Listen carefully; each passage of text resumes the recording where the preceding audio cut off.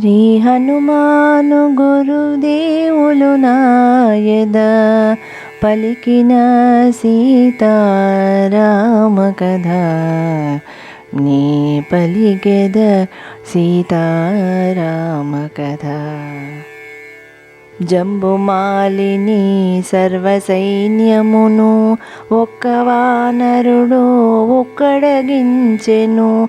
ఈ వృత్తాంతము వినిన రావణుడు నిప్పులు గ్రక్కుచు ఆజ్ఞాపించెను. మంత్రి కుమారుల తగిన బలముగొని ఆ వానరుని దండింపబొమ్మనెను. మంత్రి కుమారులు ఏడ్గురు చేరి హనుమంతునిపై దాడి వెడలిరి.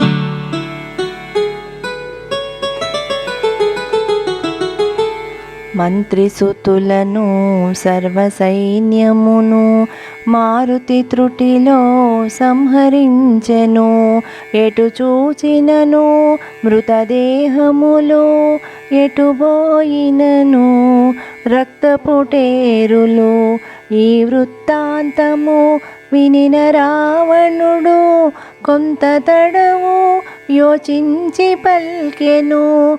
సేనాపతులను తగిన బలముగొని ఆ వానరుని దండింపబొమ్మనెను.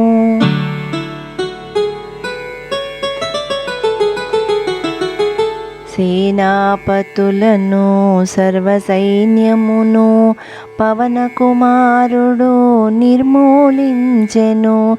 ఈ వృత్తాంతము వినిన రావణుడు నిశ్చేష్టితుడై పరివీక్షించెను.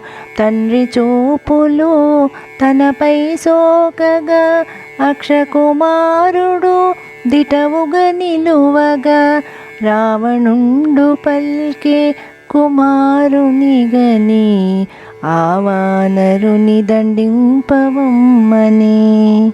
శ్రీ హనుమాను గురుదేవులు నాయద పలికిన సీతారామ కథ నీ పలికెద సీతారామ కథ.